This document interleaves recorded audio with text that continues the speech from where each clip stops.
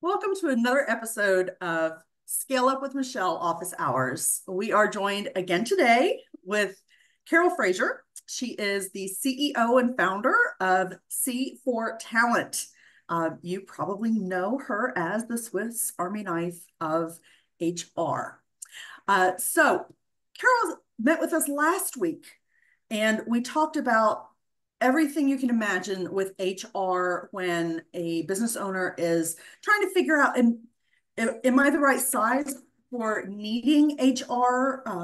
Is my company big enough to need it? And of course, the short answer was yes. Where do we go from here? If you haven't seen last week's episode, please tune in and watch it. It was full of information. And we asked Carol back so that we could kind of expand upon a few of those things. Many of our listeners actually listen to the replay because they can't join us live. And we actually had some questions and conundrums. So I'm going to officially introduce you to Carol and segue into some of the questions that she received as follow-ups. So Carol, once again, thank you for joining us. Again, founder and CEO of C4 Talent. Can you take just a moment and tell us what you do with C4 Talent? Excellent. Thank you. I'm really happy to be here again, Michelle, and I can't wait to answer questions. So C4 Talent, my business has been around since 2000. We do HR business solutions, we do coaching and mentoring, and we also have fractional HR solutions for companies. And we do it soup to nuts. So whether it's please come in and make sure that I have what I need if I have my first employee, all the way up to we just merged with another company, or we're going to be doing roll-ups of acquiring many companies.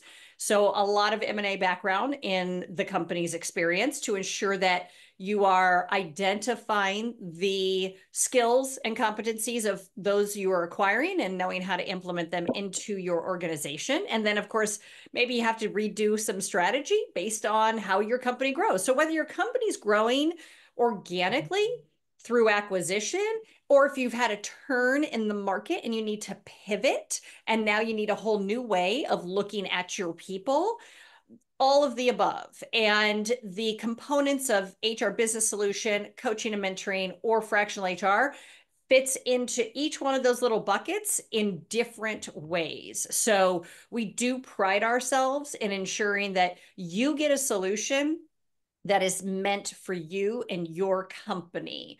Having worked, I don't want to say alongside, well, yeah, I was the competition. So I guess alongside the big box consultants, we generally tend to be one of the companies that a client will be doing an RFP with. And instead of spending 8 figures, 7 figures, 8 figures, they get the same breadth and depth of expertise with C4 Talent. So we've worked with people who have one employee, we work in global, and we've worked with companies who have up to 75,000 employees. So it's really the Sounds like, I'm so sorry. It sounds like the audience that listens to Go Go Grow podcast or Office Hours, Scaling Up with Michelle, if they are in that startup, second stage, or scale up phase, if they have questions about HR, if they're setting up the function, or if they maybe are further down the road and realize they hadn't set up the function properly, somebody like Carol, or we don't want to just promote one person, but I'll tell you, I know Carol personally. She's awesome. She's the best. Talk even to having a conversation yeah. with an HR professional is going to be a fantastic first step. Assess where you are, make sure you're on the right track, and then you can move forward because HR is such an important pillar for success. Yeah. They always say you don't know what you don't know. Yes. On our side, I say the brain that made the problem can't fix the problem. So you just need to talk to somebody else to give you more inputs, more perspective, so that you can see if you, even if you want to solve the problem on your own, it's always good to talk it out. So, speaking of talking to an expert, you mentioned that just in the past week, you spoke to a founder um, that saw our office hours and had a question. So, if you would share that question and kind of the advice or guidance that you gave the founder you spoke with. No problem. So it's, the hardest part when you hire your first employee or even pivot a 1099 into an employee is it's not just a matter of going from a payment through AP to payroll. There Mhm. are a number of little nuances that you need to consider because it's now a completely different set of exposure. So with this individual, we talked about the offer letter, the basics of an offer letter, and what you need to put in that offer letter so that that is your really it's we don't have employment contracts, but that is the basis to ensure that everybody understands when you get paid, federal requirement, right? You got to be able to tell them when they get paid. You have a state requirement. Some states can allow you to pay people monthly. Some states don't let you do that. And so your offer letter has to clearly state when they get paid. If they happen to be overtime eligible, you have to state that in the offer letter. There are all these little nuances, right? Or if you want to, everybody's excited when they get their first employee. They're like, well, I want to be able to give them a bonus. And I'm like, okay, do you want to have a performance-based bonus? In which case, are you ready to actually quantify what does good look like? And thereby be able to give a number based on your successes? Or would you prefer maybe just say discretionary bonus that is based on what the owners, believe your efforts are, or whatever, you can find the right language that fits your culture. But putting those things in writing reduces the ambiguity, reduces the confusion, and ensures that you're starting to build a culture from day one, from action one, from that offer letter. Because how you're communicating, how you're operating tells that employee that you take your company seriously. You also take their input of what they bring to the job seriously. And that right there already gives a level set of respect and expectations. So that was one of the first things that we discussed. And sometimes people are like, I didn't realize that an offer letter did all of that. And I'm like, Oh, yeah.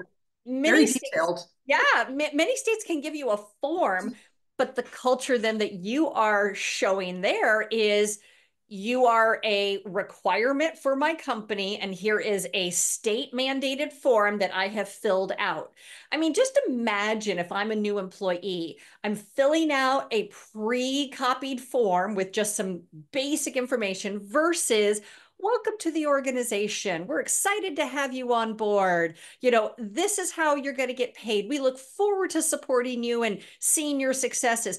Two totally different messages. So think about what it is that you want to convey right then and there when you're thinking about hiring your first employee. That's one Let of the me first things we interject talk. something that is a little bit skewed from my personal experience in so heavily in sales and marketing, go to market. Um, when you're considering as a business owner um, offering some sort of incentive, some sort of performance bonus, anything that could potentially be considered subjective. Mm-hmm. You absolutely have to give it objective parameters. You have to specify if you or your company or your team hits these metrics, or if you meet these qualifiers, or if it's based on profit sharing, revenue share, increased sales, or whatever. It really is critical for that culture of trust and respect that when that employee enters the relationship, they know, okay, well, I was offered an opportunity for this financial reward or this promotion or this honor or whatever the case may be. and this is what I need to do to get it. Because if you Yeah, say, well, if the company does well, I'm going to give you a bonus. What's that role mean? clarity and managing expectations is part of leadership. Being able to articulate the expectations of a role versus their expectations of the company is something that needs that is your written or your sorry your unwritten terms of agreements, right? This is it's your unwritten employment contract. The more you can give a quantifiable or qualifiable parameters that are linked to a component of compensation, it is great that they know what good looks like, and they're given at least some understanding of a path of how to get there. In this situation, I would also say, so it's a yes, and many organizations are kind of going through this tough time of I'm not getting paid on time, right? Especially these companies who are doing startups. And so one of the things that we put into the offer letter, and I think many times I've done this in sales commission structures, I think you as a salesperson will definitely understand it. You're paid on receivables because I got to Yeah. have the money to pay you. And Yes. if they're not paying me as much as that unwritten agreement states that I will give you your kudos, and however that may be, I still need the funds to pay you. So putting that in the offer letter, or if you've got sales commission agreements, Mm-hmm. ensuring that if you're in that mode as an organization, do not be afraid to say based on receivables. It's very normal. And I know I have to say, as somebody who has next generation children, they're having their own little time. Well, wait a minute, but I was told I was going to get that. Honey, they got to have money coming in so that they can give it to you. So if you're a small company and you're like, I want to bonus my people, but I can't guarantee that it's going to be on this date, that date, the other date, then basically you're going to say this is how you're going to be incentivized. These are the goals. Once attained, you will receive X based upon receivables. I think it's just something that many people don't do and they forget to do in their small businesses. I know big businesses do it all the time. Yeah. So did anything else get covered in your conversation uh, with that based on that question? So we also went through the handbook. So you do have to have some bare minimums. There are federal requirements that you just have to have. You have to have EEOC, you have to have ADA, you have to have harassment, you have to have wage and hour issues, policies. There are about, call it 30, even a paragraph is a policy, 30 or so policies that you have to have in place when you have one employee. It's just important to know that you can't just assume anything. It's your responsibility as an employer to ensure that you have it articulated. Now, Yes. I always like to explain, you have a handbook, you have policies, and you have procedures. Too often somebody calls all of that a handbook. A handbook is something that talks about this is our organization. This is what we value. We value diversity. That's why, we value a safe working place. That's why we have harassment. That's why we have EOCs. This is what, but you have to be able to articulate that in a handbook.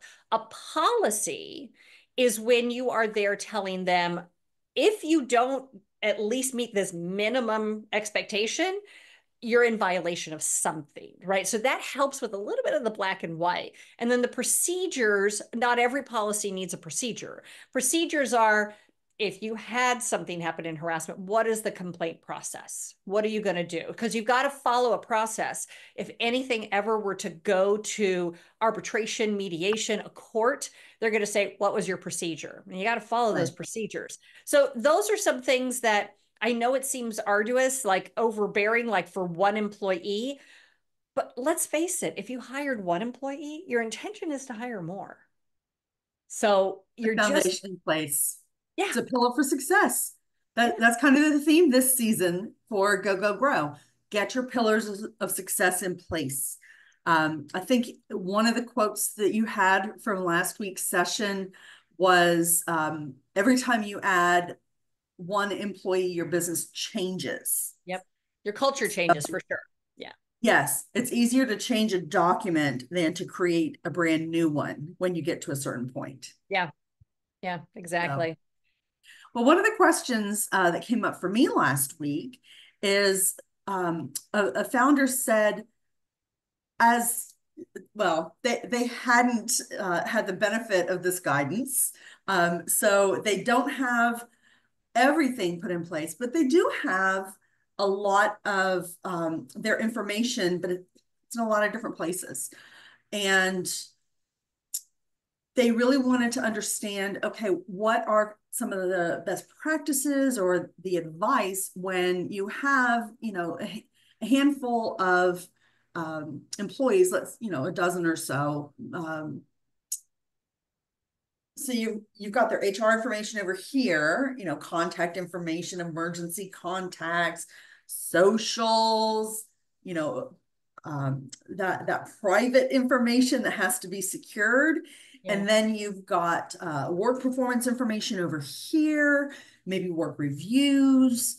Um, what are your recommendations if you don't really have a true system in Mhm. place? What would your advice be to her to be able to start getting that in one usable system, something where the data is easily accessible and privacy compliant? She needs some help. Yeah, I mean, there are very inexpensive HRISs, human resources information systems, right? That is one way to go. And getting all that information into there and then building the habit of utilizing it properly, you will actually find, and look, we're in a great age right now where you can use technology to enhance your growth. And HRIS is just one of those things that do it, right? You know, systems are going to be, um, they're going to enable you. But I will say, I have also worked with organizations, even with as many as 50 employees, and they only had just the payroll system. They didn't do everything else within the system. And sometimes change is difficult.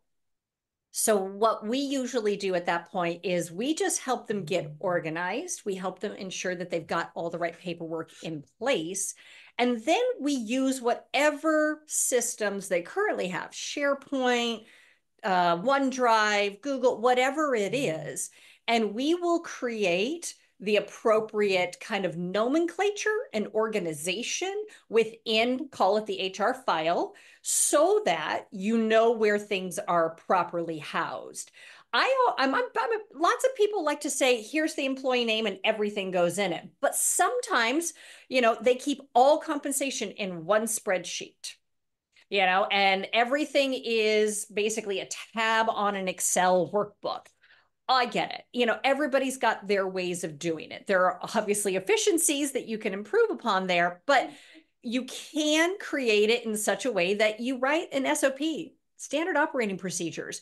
I have someone on my staff who is amazing on that. She will take the nano, just like the tiniest little thing, and create such an SOP that the next person who walks in, or if maybe you just did not even want to listen to me when I was training you, but yeah, I handed you, I'm like, you're not listening, just listen, just read this. It is like it's not like VCR instructions. It's like doing, anything that you would see today. It's a bouncing ball, because this way you at least have something documented. Yeah. Now, the reason why I would prefer a system over that is purely for exposure. It's risk. A lot of people are risk tolerant. Go for it then. Let me just create an SOP. Let me audit, make sure you've got all the pages that you need for each employee, and we can just organize it in such a way that it's easier to handle. Because when something happens, and it only takes one thing, right? You never open up your business going, okay, I need to prepare for the sexual harassment suit, or I need to prepare for the DOL audit, right? You don't go Yeah. in thinking that way. But guess what? It only takes one. It takes one, and the fines alone will cripple your business. A fine for one person not getting, if you have 50 employees and you're not following the ACA, the fines that you are going to encounter for not following the ACA are going to cripple you in the tune of 5, 6 figures per employee. Well, So, of course, there's the exposure side of it. Um, there's also the data security oh side yeah, of it. And think about, the whole purpose of office hours, the whole purpose of Go Go Grow is scalability. yes, If you're looking to scale your company, you need to put it into either an SOP or a system that as you grow, again, you don't have to reinvent the wheel. right, So it sounds to what I'm interpreting from you, Carol, is if you either have someone internal, and again, the listeners that we have probably have a lean team. yep, So they're going to have to contract with or bring on a fractional expert. They're going to need to get those resources to help get things in place, and then they can maintain it very, very easily as they scale. yep. It's, there are, for example, at C4 Talent, we have a easy to be done audit where we can come in and tell you exactly where your exposures are. We will give you a roadmap and let you go off and do what you want to do. We also have something that not too many other people with the level of expertise that you get with C4 Talent, we have a subscription model where for $3.99 a month, you literally get access to CHROs. CHROs who could do the work, but also give you strategy. And Yeah. so this is something that, it definitely keeps you within helping your business maintain and get moving and prepare for scalability. Um, at the same time, then if you come back at us and go, I need to overhaul the performance management system because now I've hit 25 employees. We'll be happy to come in and do a project with you and help you with that business solution. But it's important that, again, we talked about from the the first story, the first question is building the foundation, and then it's so much easier to maintain. So often I do talk to small businesses when I get to 10, when I get to 20, when I get to 50, when I get to 100, But what right? if that ninth employee, you have exposure? Yeah. Yeah, it's the exposure, and look, the exposure changes every month, by the way, because they come up with something new, if not on a federal level, on a state level. And it's not your job to keep up with that. It's somebody else's job. But many times people will just bring someone in to do just the administration and then expect them to know how to find the answers. Yeah. More times than not, it takes hours to find the answer because you really don't know how to ask the question. That's where the subscription model really comes in handy because you could literally just send an email and go, what's going on with this? And now you don't have to spend 5 hours Googling it, and eventually you'll get a rabbit hole because you'll see a nice pair of shoes that you like and you'll just forget what you were asking it. But Well, so not to those open are, up a whole other can of worms, but you mentioned, things change all the yeah, time. all the time. But keep in mind that the culture of employment today is remote work. Yeah.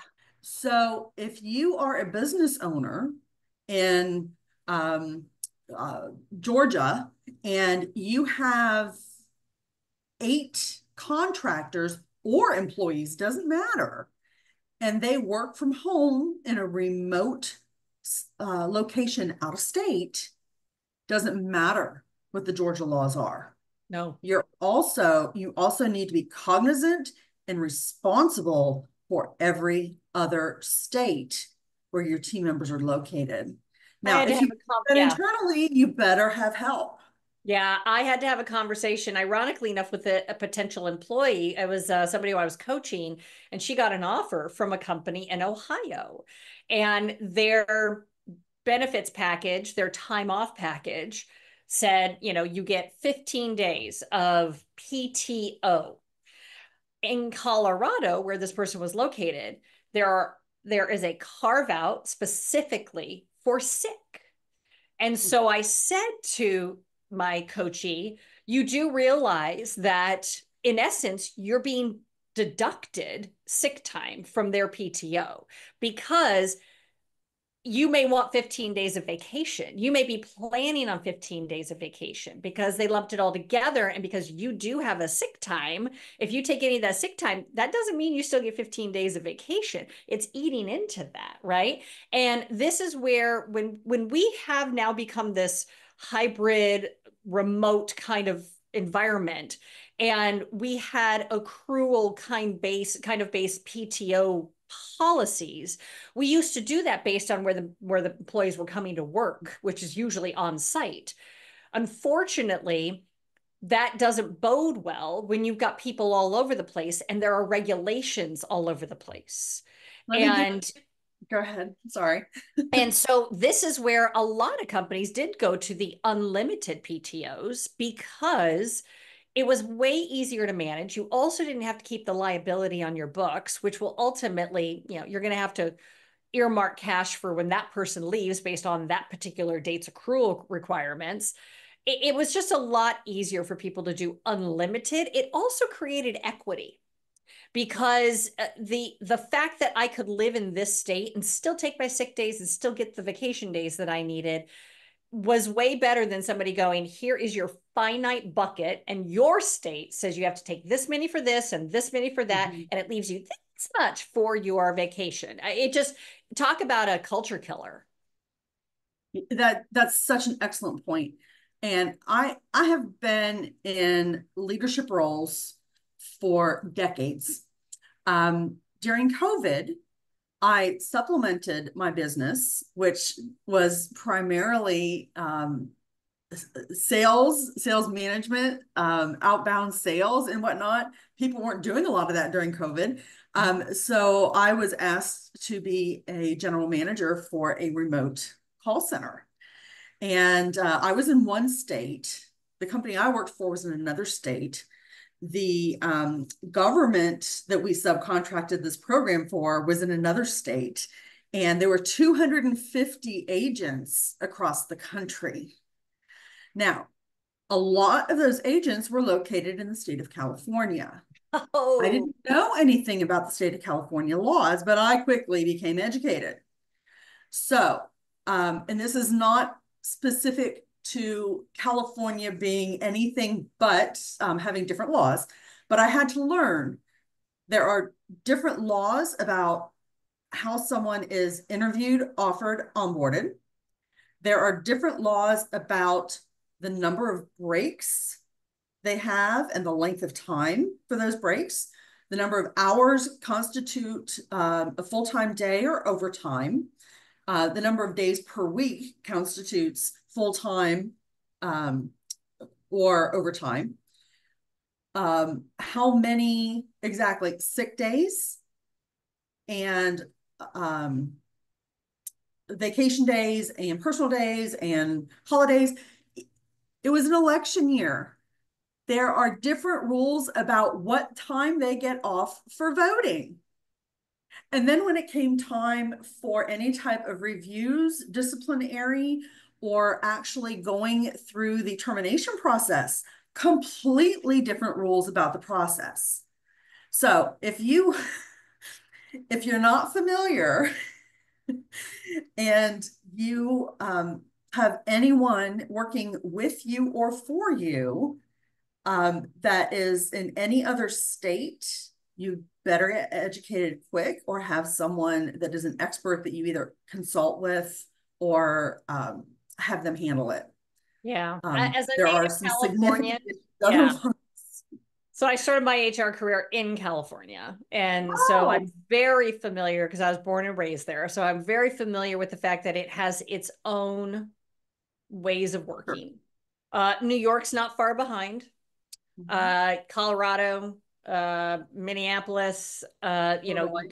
there are definitely states that let's just say usually it starts on the coasts, but it works its way in. Yeah. And it's not to say that you need to run your organization as if you're eventually going to have somebody in California, but having access to someone who can at least give you a perspective of, well, if in the strategy 3 years from now, this is where you want to go and you want to expand truly nationwide, and that's a marketplace for you, and you know that that's where a revenue opportunity is, you're ultimately going to have some understanding of what that state, whatever that is, Mhm. what that state is going to require from you.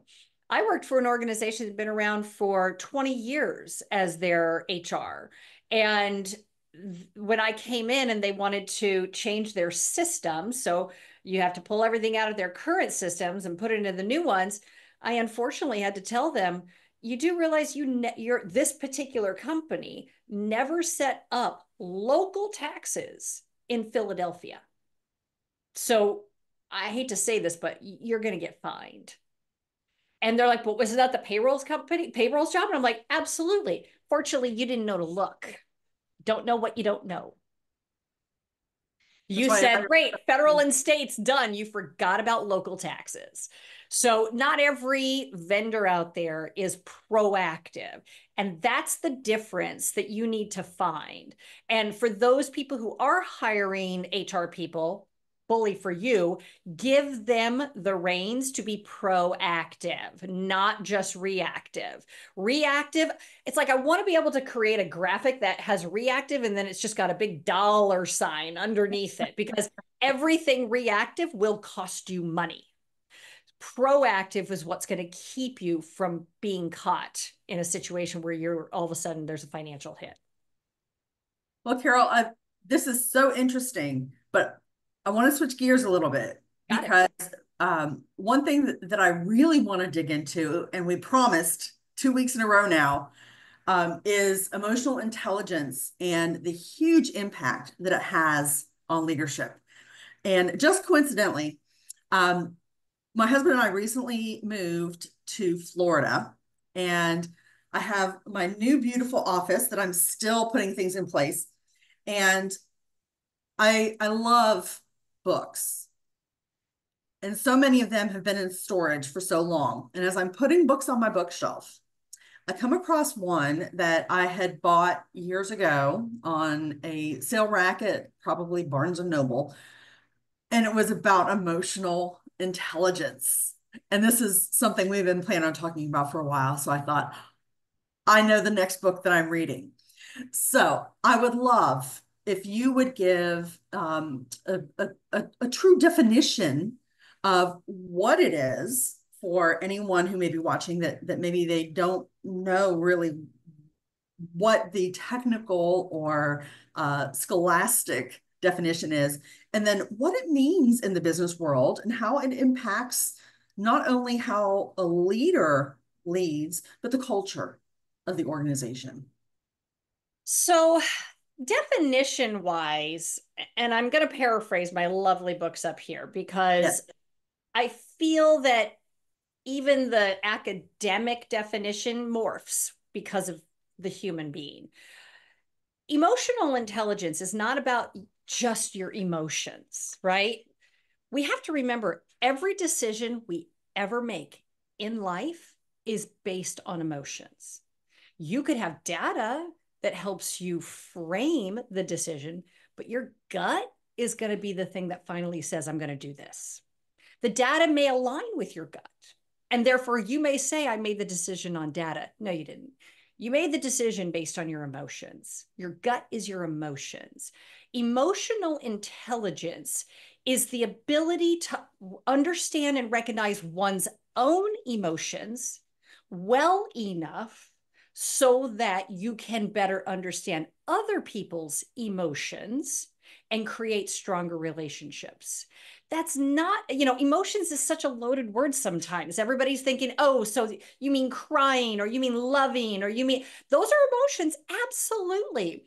But when you think about emotional intelligence in the business space, you're going to meet people. They're going to get you pissed off. They're going to make you happy. They're going to make you curious. They're going to whatever, right? All of that is emotional intelligence.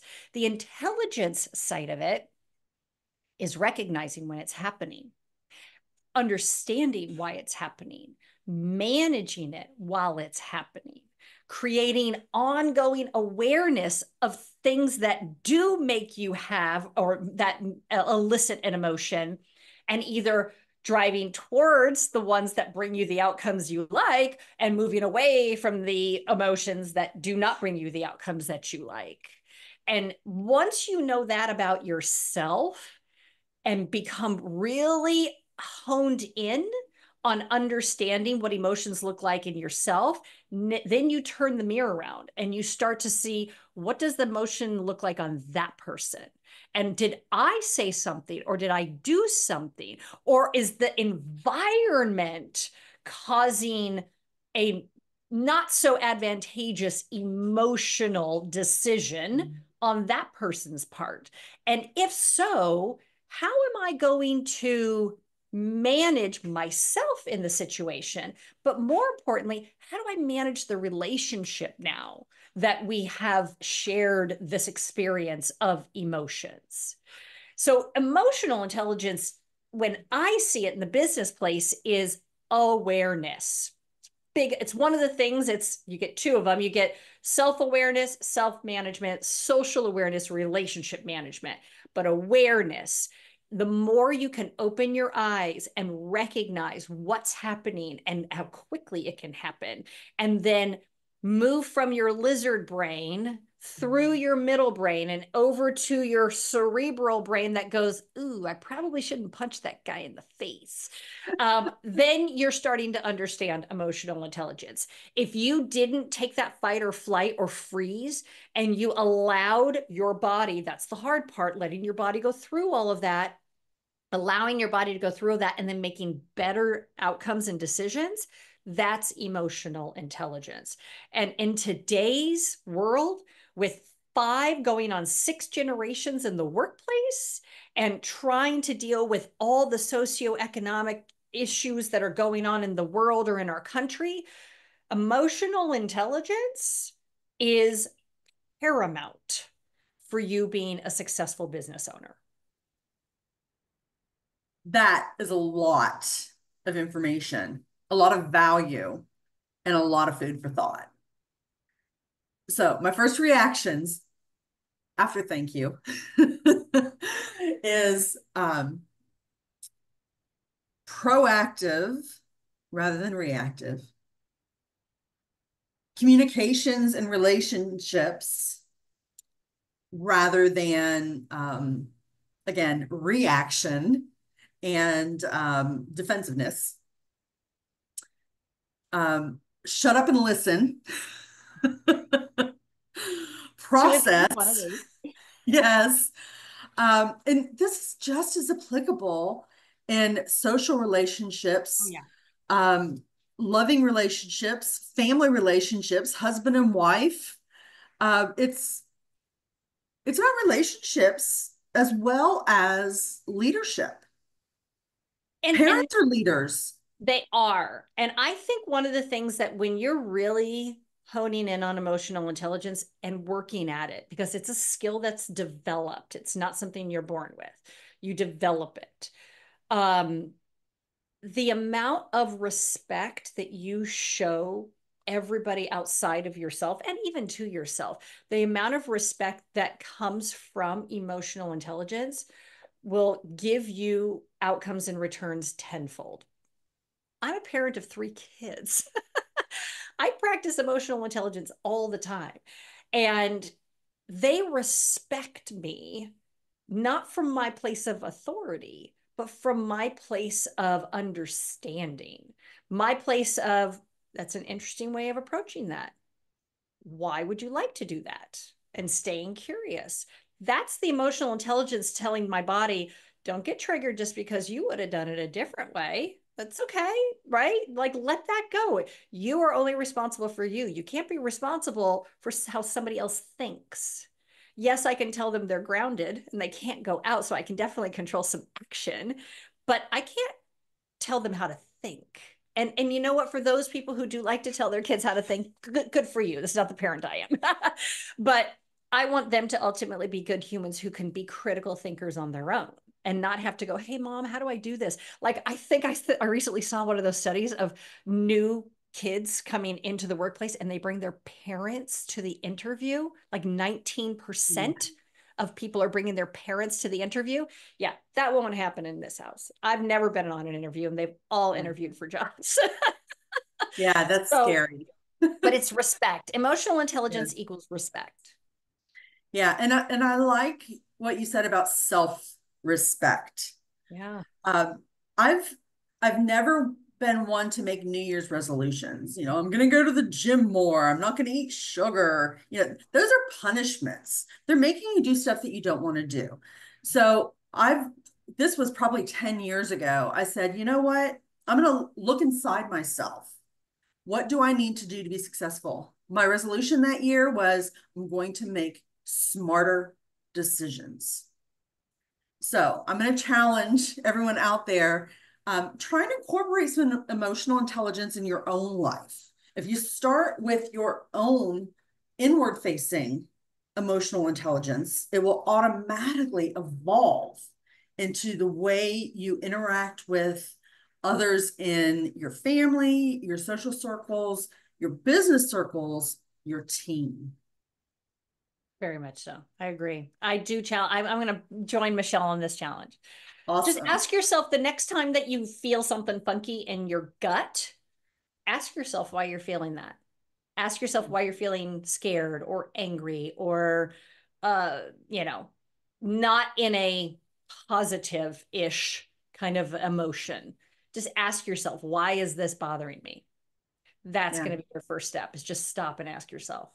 And if there is some sort of miscommunication, another phrase that I always repeat is your perception is your reality. So if I said or did something that made you feel a certain way, that's your reality.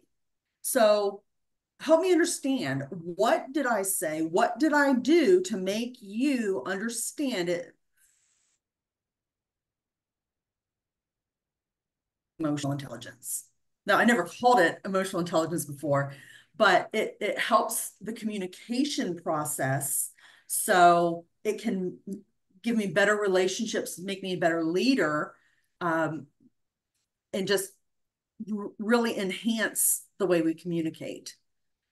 So any of this, yeah, it's personal advice, but it absolutely helps you build your leadership skills, build your business, and probably be a happier person. Which helps you build your business. Well, we have gone long today, and I so enjoyed it, Carol. Thank you so much for joining. Did you have any last words of advice or anything to wrap up? Follow me on LinkedIn. I post a lot of information about emotional intelligence, about small businesses, also coaching advice. If you're a leader of others, learning how to coach others, that's a big word, coaching. There's a lot of, we can have a whole Venn diagram about that one. But if you're a leader, you can follow me for my coaching advice that just helps you overall get your business in the right direction. Uh, Um, so by all means, follow me on LinkedIn. Absolutely. And again, thank you so much for joining Scale Up with Michelle, Go office hours. If you have not yet connected with me directly, please do so. You'll find me on LinkedIn as Michelle Kunkel Page. And of course, follow both Go Grow and Revenue Chasers, and you'll get great content, great tips, and probably a laugh or two. Thank you again for joining us. It was such a pleasure. Carol, I'm sure we'll be talking with you soon. Thank Have a you. great day.